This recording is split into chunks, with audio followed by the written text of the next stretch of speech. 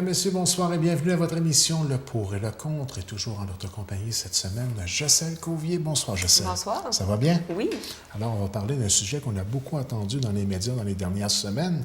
Le sujet de cette semaine, le patinage médiatique. Et on va parler d'un cas particulier.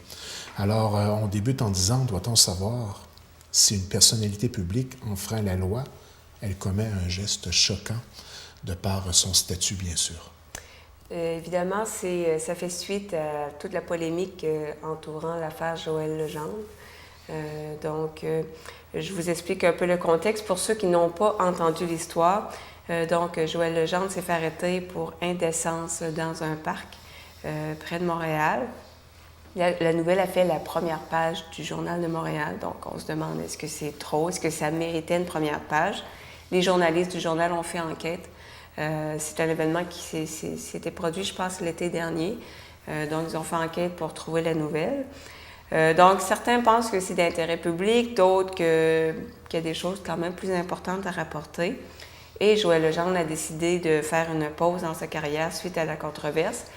Et aussi, ce qui est important de mentionner, c'est qu'au départ, quand on a approché Joël Legendre, le journal, il a tout nié, il a menti. Donc, les gens disent, il ne s'est pas aidé en mentant. Ensuite, il a dit qu'il avait uriné dans un parc, c'est tout ce qu'il avait fait. Finalement, il y a eu des preuves qui ont sorti que c'était plus que ça. Je ne vais pas dire les détails parce qu'il y a quand même des enfants qui nous écoutent peut-être. Donc, c'est un geste à caractère indécent. Et donc, c'est ça. Ça a fait toute une controverse.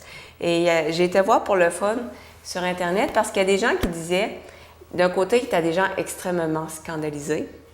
De l'autre, à des gens qui se disent qu'il y a des gens assez hypocrites parce que ça arrivait à monsieur, madame, tout le monde. On n'en fait pas tout un plat. C'est juste parce que c'est une vedette. Et il y a des sondages qui ont été faits qui est quand même intéressant. Selon un sondage réalisé par l'Institut français, 75% des gens ont déjà eu une expérience sexuelle dans un lieu public. Donc, on parle d'indécence. Que ce soit dans une voiture, au cinéma, le bureau, une ruelle, une plage, un boisé, un parc, toilette publique.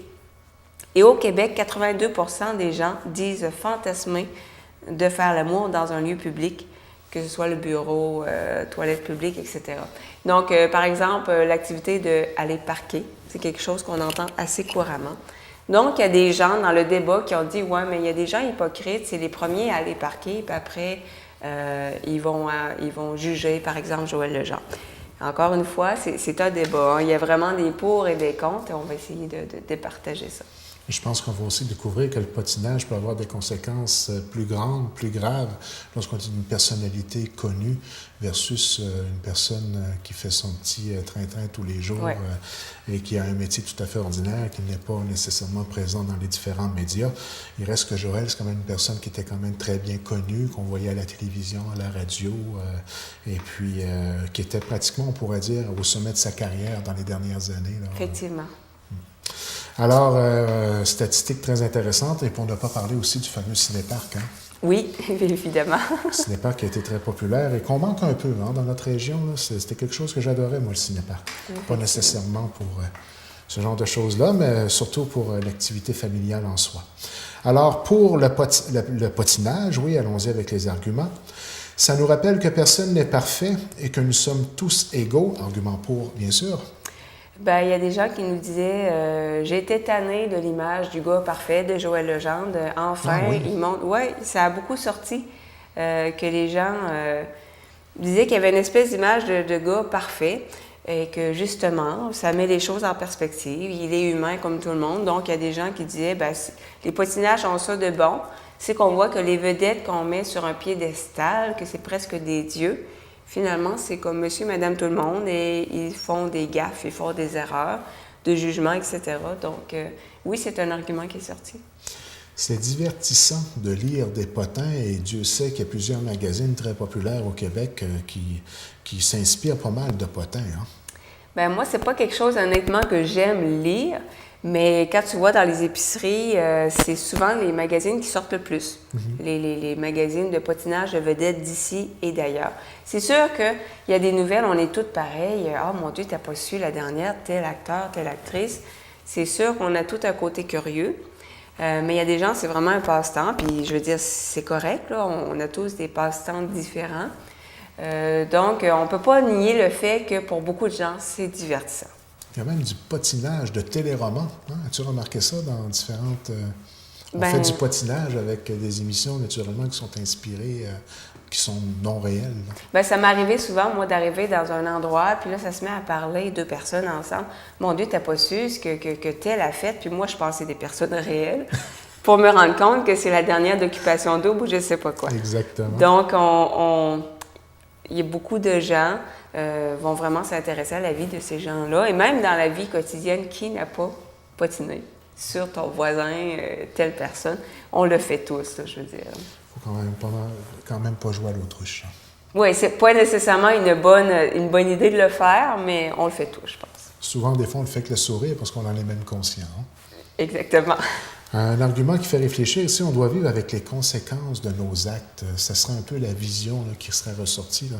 Est-ce que ça faisait référence directement à l'acte de Joël, tu penses? Oui, bien, il y a les gens qui disent, bon, c'est sûr que maintenant, il a fait la une pour des mauvaises raisons, sa carrière est peut-être finie, ça va peut-être briser sa famille, mais il a couru après, il a quand même décidé de faire les actes dans le parc.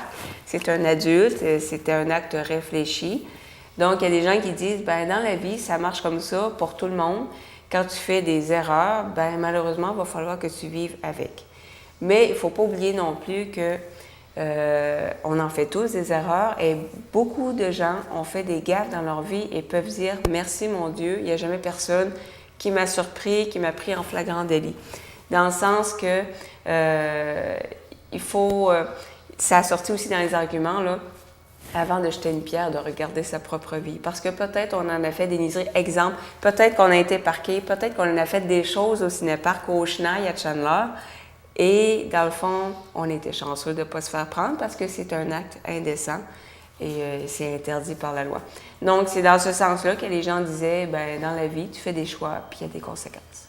Et justement, parlant de choix, lorsqu'on fait le choix d'être une vedette, l'argument qui est présenté, lorsqu'on est vedette, on accepte de ne plus avoir de vie privée. Est-ce qu'on doit vraiment l'interpréter de cette façon-là? Bien, c'est triste, hein, mais je pense que dans la société d'aujourd'hui, il y a beaucoup de gens qui pensent que parce que tu es vedette, tu n'as pas de vie privée, mais ils ont le droit d'avoir leur vie de famille, évidemment, bien, c'est comme souvent, tout le monde. On entend des artistes se plaindre de cet aspect-là. Effectivement. Mais là, d'autres personnes vont carrément dire, mais tu te plains la bouche pleine, tu vis de ça. Donc, tu dois être capable de présenter les deux côtés de la médaille. Bien, il y a des gens qui se disent, quand tu acceptes d'être vedette, d'être politicien, ça fait partie des critères de l'emploi de ne plus avoir de vie privée. Moi, je pense pas, parce que juste savoir la façon dont nous-mêmes, on garde jalousement notre vie privée, que ça nous tient à cœur, je pense que c'est normal que les personnalités publiques aussi n'ont pas envie que tout sorte dans les journaux. Mais parfois, il y a un côté monétaire d'associer à tout ça. Hein. On va t'offrir un exemple de prendre, étant une vedette, de prendre des photos de ton mariage, de faire la première page, un exemple du séjour, pour ne pas le nommer, et puis avoir un montant associé à ce partage-là de certains aspects de ta vie privée. Bien, il y a un risque aussi associé à ça, c'est que des fois... Tu joues un peu avec le feu, comme on dirait, là. On fait des blagues pour certains artistes que ça fait comme leur 4e, 5e blonde qui présente sa couverture du séjour, puis là, à un moment donné, ça finit en blague. Y en a-t-il une nouvelle à présenter? C'est dangereux parce qu'on sait que parfois les relations ne durent pas. Fait que c'est sûr que tu peux perdre un peu de crédibilité si ça fait 6-7 blondes que tu présentes comme l'amour de ta vie sur la couverture du 7 jours. Mais ça, il y en a qui vont aimer que leur vie privée, que leur blonde soit présentée. Puis c'est correct aussi, c'est un choix. Mais il y en a beaucoup, par contre, qui n'ont pas envie que leur blonde, leurs enfants, leurs photos soient dans les magazines, qu'après ça se fassent écœurer à l'école, se fassent solliciter. Et je pense qu'il faut respecter ça aussi, là. Un certain savoir-vivre, être un bon citoyen, en fin de compte. Et j'imagine que sur le site Internet, c'était dans la page Facebook plutôt, ça a dû quand même créer un bon achalandage. Il y a pas mal de monde qui a réagi et à ma surprise un peu, les gens ont quand même pas mal défendu Joël Legendre. Je pensais que les gens seraient très choqués, mais il y en a beaucoup qui l'étaient. Mais la plupart me disaient, ce qu'il a fait, je suis pas d'accord, c'était déplacé, choquant, de mauvais goût, mais on est obligé de frapper sur lui. Donc, ça a beaucoup participé. Et je dirais qu'il y avait plus de messages par rapport au ça n'a pas de bon sens de se mettre à patiner sur Joël Legendre. Il y a d'autres choses à parler. J'ai plus de difficultés à trouver des arguments pour le patinage, en fait. Là. Il faut quand même être conscient aussi que le patinage, il est présent tant dans les médias écrits qu'au niveau de la radio, de la télévision en tant que tel. On en voit un peu partout. Hein. Des fois, ça va du patinage même à l'international, où malgré le fait qu'on essaie de se bâtir un certain mur à ne pas porter oreille, attention, ce genre de nouvelles-là, c'est comme plus fort que nous lorsque ça va toucher un artiste qu'on admire personnellement ou quelqu'un qui veut pas à une popularité plus grande que le commun des mortels. Là. Non, effectivement. C'est une industrie en soi. Est-ce que ça serait... C'est un peu vrai. C'est une industrie, évidemment. Il y a des émissions consacrées à ça. Il y a des magazines consacrés à ça. C'est effectivement, il y a des gens qui les achètent, qui voient ces émissions-là. Ça fonctionne bien. Il y a des gens, ce qu'on appelle des paparazzis, c'est un métier. Des gens vont consacrer leur vie à essayer de surprendre des vedettes au restaurant avec un tel. Donc, il y en a pas mal, beaucoup. Les gens sont prêts, les magazines sont prêts à payer le prix pour avoir la fameuse photo. Là. Donc, c'est pas rien. Là. Alors, parlant de l'interaction avec la page Facebook, si tu me le permets, je vais y aller avec un premier intervenant. Quand c'est dans un lieu public, c'est d'intérêt public. On a un témoignage de VL. L'on dit que ce n'est pas d'intérêt public. Je m'excuse. Mais ça s'est passé dehors, dans un parc, donc un endroit public et non enfermé entre quatre murs de sa maison ou d'une chambre d'hôtel. On fait référence naturellement à la situation de Joël Legendre. Là. Mais effectivement, c'est sûr que ça s'est passé dans un parc, donc, et si je me souviens bien, en plein jour, puis un parc qui est quand même assez achalandé. Donc, c'est sûr que fallait s'attendre à ce que ça se retrouve dans les journaux, à la télévision. Je pense que M. Legendre a manqué de jugement dans cette... On en parlait en préparation d'entrevue, on se disait qu'est-ce qui peut bien lui avoir passé par la tête à ce moment-là. C'est un peu incompréhensible de se retrouver dans une situation comme ça. Ça ne doit pas être facile de vivre avec un geste allant dans ce sens-là et puis avoir à vivre cette fait prendre, en fin de compte, en fait. Ben oui, parce qu'il connaît son statut, puis même monsieur et madame tout le monde, il faut le faire, ce qu'il a fait. Je veux dire, c'est difficile de s'imaginer ça de Joël Legendre. C'est dur à comprendre. C'est un peu pour ça que c'est un choc aussi. Hein? On ne s'entendait pas à ce qu'une personnalité, on s'entend reconnue et puis dégageant une certaine image à laquelle on n'aurait pas nécessairement associé le geste qui était commis. Effectivement, il y a peut-être des artistes que ça nous aurait moins surpris. Il y a un Téléthon, Enfant Soleil, un exemple. Là. C'est quelqu'un qui est très respecté, donc je sais pas qu'est-ce qui peut te traverser l'esprit de faire quelque chose comme ça et... ça me dépasse. Honnêtement, là, ça me dépasse vraiment. On a un autre commentaire. Je vais te laisser y aller avec celui-là. Donc, comme argument, les vedettes doivent avoir une vie publique exemplaire. Ça fait partie du métier. On a VA qui nous dit « Les personnes publiques, pour devenir populaires, importantes aux yeux des adeptes, se doivent d'obtenir la confiance du public en général. » C'est sûr, moi, je pense tout le temps à l'exemple de Maurice Richard, qui était un ambassadeur du hockey, qui était un excellent joueur de hockey sur la glace, mais hors patinoire, il paraît que c'est quelqu'un qui dégageait une très bonne image, qui prenait au sérieux son métier d'athlète, c'était pas genre à fêter jusqu'à 3 heures du matin. Si on fait un parallèle avec les joueurs de hockey d'aujourd'hui, que parfois tu entends des histoires dans les journaux. Donc pour moi, Maurice Richard, ça a toujours été un exemple de quelqu'un qui avait vraiment à cœur sa vie publique. Il savait qu'il était un modèle pour beaucoup de gens, pour des jeunes, donc il essayait, en dehors de la glace, d'être une personne respectable. Et je pense que quand tu es une vedette, quand tu es un modèle, je pense que tu n'es pas obligé d'être parfait, mais je pense qu'il faut que tu fasses un petit peu attention à ça. Il faut que tu fais l'effort, quand tu fais un geste, de te demander est-ce que ça peut avoir des répercussions. Est-ce que ça peut nuire à mon image? Est-ce que ça peut défaire le rôle de modèle que j'ai? On va dire beaucoup de responsabilités sur les épaules d'une personnalité publique aujourd'hui. Et avec le monde dans lequel on vit, où Internet, tout est instantané, tu fais une gaffe, ça risque de se retrouver au niveau du monde entier en quelques secondes. Là. Exactement. Donc, avec les cellulaires aujourd'hui, Tout le monde a des appareils photo sur lui en tout temps maintenant avec les cellulaires. Donc, je pense que, encore une fois, on ne peut pas leur demander d'être parfait, on ne l'est pas, mais des actes comme ça, c'est sûr que c'est choquant. Puis entendons-nous, pour l'industrie, là, une aventure comme celle que Joël Legendre a vécue, c'est plus que du bonbon. Là. Et il y en a beaucoup qui ont sauté là-dessus. Oui, grand plaisir. Ça a été le sujet pendant quelques jours. Ça a fait la une à peu près dans tous les médias et on s'est fait un plaisir de faire des tribunes publiques là-dessus et puis tribunes téléphoniques et tout ça. Là. Puis moi, je savais dans quel sens ça dégénérait parce qu'évidemment, Joël Legendre est gay. Et il y a des homophobes qui ont sauté là-dessus. Même sur mon Facebook, à un moment donné, j'ai eu un commentaire par rapport qui est gay. Puis j'ai nuancé. J'ai dit, c'est pas parce qu'il est gay qu'il a fait ça. C'est un choix en tant qu'être humain, selon ses valeurs, ses priorités dans la vie. Mais tu aurais pu avoir un hétéro qui aurait pu faire exactement les mêmes actes. Ça n'a rien à voir avec l'orientation sexuelle. Mais malheureusement, il y a des gens qui ont sauté là-dessus pour dire, tu vois, les gays sont toutes pareilles, puis ils n'ont pas de moralité. Ça n'a aucun rapport. Je veux dire, on en entend parler dans les journaux, je ne sais pas combien de fois par année, de gens qui vont faire des actes de grossière indécence. Donc, c'est ça qui est malheureux, c'est que le débat a été détourné là-dessus. Et je ne peux faire autrement que rappeler les fameuses statistiques du début de l'émission. Hein? Oui. 82% des gens disent fantasmer de faire l'amour dans un lieu public, bureau, toilette publique. 82%, là. C'est beaucoup. Il y a un petit peu d'hypocrisie dans le discours, je crois. Hein? Exactement. Maintenant, des arguments contre le potinage.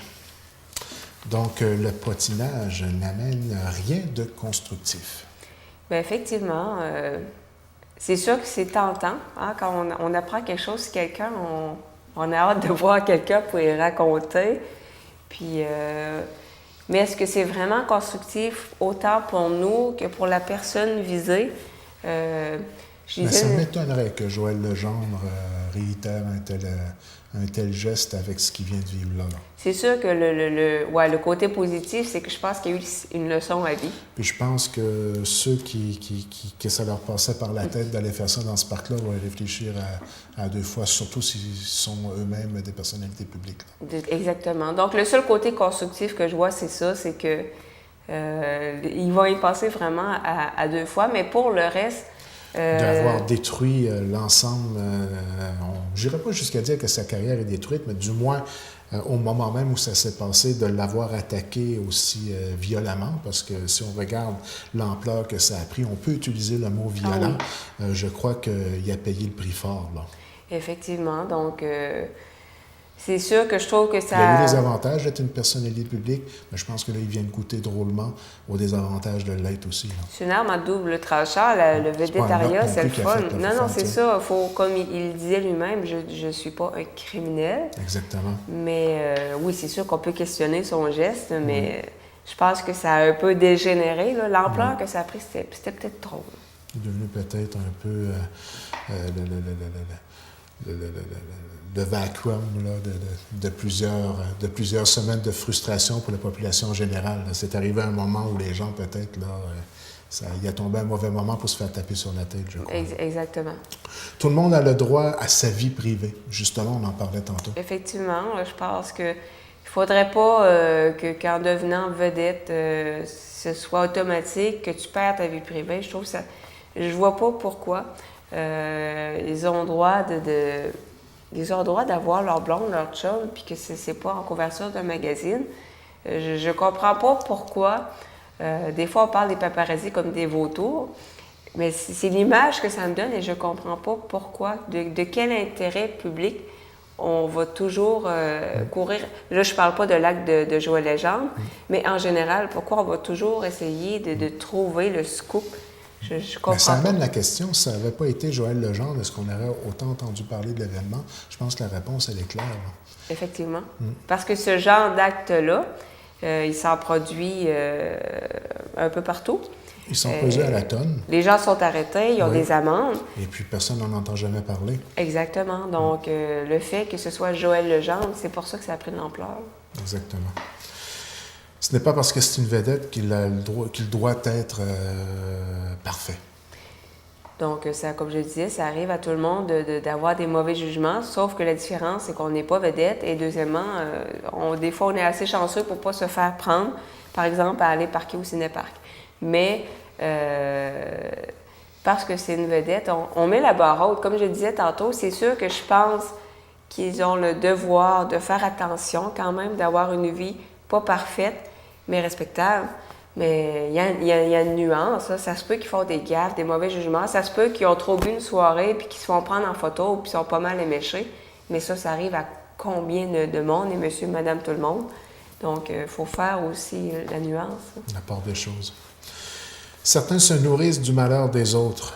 Hein, tu le disais dans un commentaire tantôt qu'il était tanné de le voir comme une personne un peu trop parfaite. Là. Ça a été comme l'occasion par excellence de lui cogner sur la tête. Là. Exactement. Les vautours de malheur, on en connaît tous. Là. Ils vont apprendre que quelqu'un a le cancer, puis ils vont se garrocher sur le téléphone. Ils ont comme un malin plaisir à annoncer une mauvaise nouvelle. Et ça, je comprends pas ça. Ou si quelqu'un, ça va mal dans sa vie, son chum l'a laissé, tout va mal, ils vont se garrocher. Ils vont se faire un plaisir de voir que l'autre est malheureux. Carrément. Et on en connaît tous, et je comprends pas cette philosophie de vie-là. Comment on peut être heureux du malheur des autres? Oui, on peut potiner, on peut dire les nouvelles, mais il y en a vraiment, là, tu sens là, que ça leur fait plaisir. Et ça, je comprends pas ça. On a naturellement des commentaires qui ont été partagés directement sur la page Facebook. Il y a des choses plus importantes dans l'actualité que ce genre d'événement-là. On a MJG. Il me semble qu'il y a des choses pas mal plus importantes que ce genre de nouvelles. Puis il faut le dire, là, ça a fait la manchette toute la journée. Tout est venu en seconde. Là. Exactement. Le politique, l'économie, là, c'était pas ça qui ça a passé d'autres choses à travers le monde. Est-ce que ça méritait de faire une première page? On parle vraiment d'un fait divers choquant, mais quand même un fait divers que ça fasse une première page. C'est comme si on avait ressenti que la société voulait absolument le punir de ce geste-là, sans vouloir minimiser le geste tout de même, mais on a senti ça un peu comme une punition. Est-ce que je me trompe? Est-ce que tu as ressenti ça aussi des commentaires? Vraiment comme un acharnement. Acharnement est peut-être le bon terme. Oui, un acharnement. Il y a des gens qui l'aimaient plus ou moins. Ils se sont donnés à cœur joie. Oui, hein. Évidemment, quand tu apprends que quelqu'un que tu n'aimes pas trop fait un mauvais coup, souvent, on va se faire plaisir de le rapporter. Mais faire la première page, c'était comme un règlement de compte. Là. À ce niveau-là, ça n'a comme pas de bon sens. C'est là qu'on découvre qu'il y a des journaux plutôt, qui sont souvent des journaux à sensation qu'on appelle. Hein? Effectivement. Je te laisse le prochain commentaire. Donc, ce qui est ressorti aussi, c'est que justice a été faite. JC nous dit « Lorsqu'une personne a payé pour son offense, laissez-la tranquille. » Et effectivement, parce qu'il y a eu une amende assez salée, et c'est évidemment pas le fun de se faire arrêter dans un contexte comme ça. La nouvelle a sorti, je pense qu'il a payé pour. Je pense qu'il a payé son amende. C'est comme si on se faisait prendre pour excès de vitesse, on paye une amende qui n'est pas le fun, et en plus, on fait la première page du journal régional. À un moment donné, là, je veux dire, on l'a payé, l'amende, là. Donc, encore, on revient avec l'acharnement, là. Mais je pense que justice a été fait, il a payé son amende, là. On s'acharne car c'est une vedette, un commentaire d'essai. Si ce n'était pas une vedette, on n'en aurait même pas entendu parler. C'est sûr et certain que c'est un peu pas mal vrai comme affirmation. Effectivement. Claude Dubois, quand il s'est fait arrêter, on le sait, là, pour une troisième infraction, je crois, de mémoire. Là, ça n'avait pas été Claude Dubois, du monde, qui se fait arrêter pour plus de trois reprises. Il y en a des tonnes, là, et puis on n'en entend pas parler plus qu'il faut. Mais lorsque tu es une vedette, malheureusement, tu portes une certaine responsabilité. Hein. Effectivement. Donc, c'est vraiment son statut de vedette, parce que j'en connais des histoires par ici, des gens qui se sont fait arrêter en train de parquer, que la police cogne dans la fenêtre. C'est arrivé. Puis personne n'en a entendu parler, sauf s'ils s'amusent à le raconter après à leurs amis. Donc, comme encore une fois, c'est pas l'idée, c'est pas de défendre le geste, que ce qu'il a fait, je suis contre ça. Je veux dire, je trouve ça vraiment manque de jugement. C'est choquant, c'est contre mes valeurs. Mais c'est la proportion que ça a pris. C'est juste le fait que c'est une vedette que ça s'est mis à déraper. Et J'entendais une joke là-dessus, je ne peux pas me faire autrement que la partager avec vous autres. J'ai entendu ça quelque part, il disait il aurait voulu écrire la chanson je ne voulais pas être un artiste. Son fameux grand succès, je voulais être un artiste, hein? C'est ça le titre? Exactement. Je ne voulais pas être un artiste, là. J'avais souri. Là. Ah non, mais c'est le cas, ou c'est comme les politiciens aussi, je veux dire. C'est sûr qu'il y a des choses que c'est normal quand il y a de la corruption. Je comprends que ça fasse les journaux dénoncer des choses comme ça. Mais quand c'est plus comme des faits divers, moi, personnellement, ça ne m'intéresse pas de savoir qu'une telle s'est fait prendre à faire je ne sais pas quoi, qui a ramené 2 gars dans sa chambre d'hôtel. Tu sais, je ne veux pas le savoir. Ça ne m'intéresse pas vraiment. Là. Autre commentaire? Donc, il faut penser à l'entourage, et ça, j'aime beaucoup cet argument-là. CN nous dit qu'on respecte sa famille et ses enfants. Nos enfants ne doivent pas payer pour nos erreurs. C'est un peu l'argument premier qui avait ressorti de Joël pour avoir menti dès le départ. Il voulait protéger ses proches. Il voulait protéger. Et c'est ce qu'on a tendance à oublier quand il y a des histoires, même qui sortent par ici, des histoires d'inceste, des trucs comme ça. Et on va s'amuser à en parler beaucoup. Et je comprends que les gens dénoncent et tout ça. Mais le problème avec ça, c'est les victimes.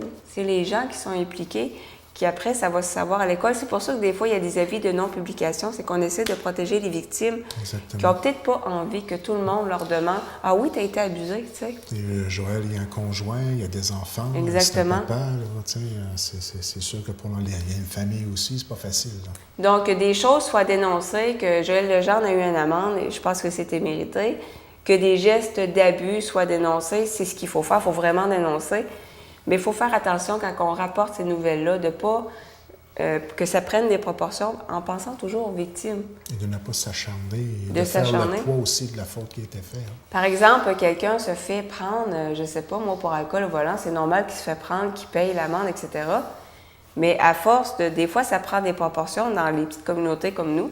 Est-ce qu'on pense à sa femme, à ses enfants, à ses parents? Qu'on est en train de frapper toujours, mais c'est sa famille aussi qui va y copier. Il faut penser à ça aussi. Mais est-ce que la société québécoise, en général, est portée à pardonner sur le long terme, d'après toi? Je pense que Joël Legendre va revenir. On a un exemple... Moi aussi, je suis porté à penser ça. Hugh Grant, qui est un comédien qui s'était fait prendre avec une prostituée. Oui, je me rappelle. Et qui avait décidé d'y aller avec la franchise. Et c'est pour ça que ça a bien passé aussi. Il s'est excusé, il a fait le tour des réseaux. Il ne s'est pas caché, il a fait le tour des réseaux. Il s'est excusé, il s'est dit qu'il ne sait pas à quoi il avait pensé. Et les gens lui ont pardonné parce qu'il était franc. M. Clinton? M. Clinton aussi. Qui donne des conférences où on s'arrache des places. Exactement. Donc, je pense que dans des cas comme ça, je comprends que Joël Legendre a voulu protéger les siens. Mais quand on ment, c'est sûr que ça aide pas. C'est là que ça peut prendre des proportions aussi. Il faut comprendre aussi que ça n'enlève pas toutes les qualités de ce monsieur-là non plus. Là. Non, exactement. Ah, c'est pas le diable sur 2 pattes, ce monsieur-là. Là. Il y en a bien qu'on met comme des dieux.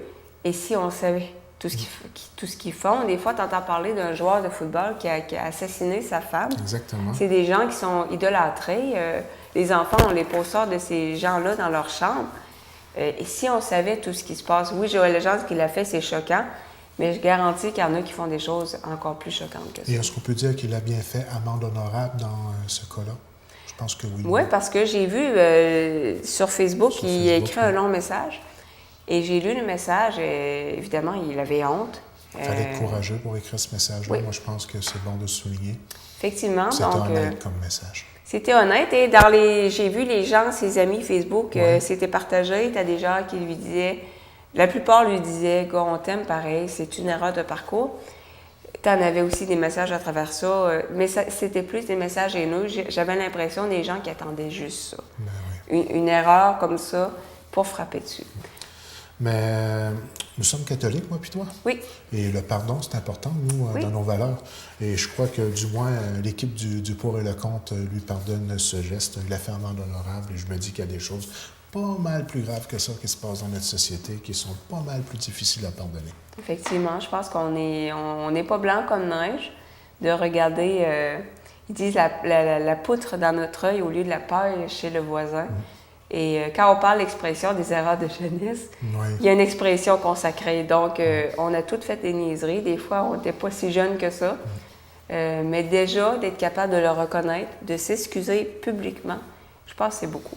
Oui, ça reflète bien l'homme en question. Ouais. Et puis, je pense que la société québécoise, j'espère, je ne veux pas juste le penser, j'espère tout simplement que la société québécoise va lui pardonner ce geste-là. Veut pas, c'est pas une raison non plus pour ne pas être capable par la suite de pouvoir gagner sa vie honnêtement et pouvoir continuer sa carrière. C'est un gars qui avait quand même beaucoup de talent dans ce qu'il faisait. Là. Moi, je trouvais qu'il était excellent dans le bye-bye d'ailleurs. Oui, et puis il y a toujours autant de talent. Je pense que... Ça n'enlève rien. Ça n'enlève rien. C'est un geste regrettable. Oui. Je pense que ça fait du bien d'en parler. Un sujet quand même pas nécessairement facile à traiter tout de même. Hein? Non, ça a quand même été un petit peu animé sur mon Facebook. Surtout quand ça a dérapé sur l'homosexualité. Je m'y attendais, je savais. Ouais. Parce que sur d'autres forums, j'avais vu que ça a dérapé là-dessus. Mais la plupart des gens faisaient la part des choses. Et ça serait comme de dire qu'il a fait ça parce qu'il est végétarien. Ça n'a aucun rapport. Oui. Puis c'était quand même des arguments assez solides qu'on entendait. Puis on voyait que c'était des arguments qui n'avaient pas été lancés n'importe comment. On voyait une certaine réflexion par les différents commentaires auxquels on a eu droit cette semaine à l'émission de Pour et le Contre. Donc, ça démontre une chose, c'est que la plateforme Facebook pour le Pour et le Contre est active. Oui. Et c'est toujours très instructif d'entendre ce que les gens pensent. Et même, ça nous fait un peu grandir dans notre propre réflexion personnelle. Effectivement. Donc, la beauté de la chose. Ça revient la semaine prochaine. Au plaisir de se voir la semaine prochaine.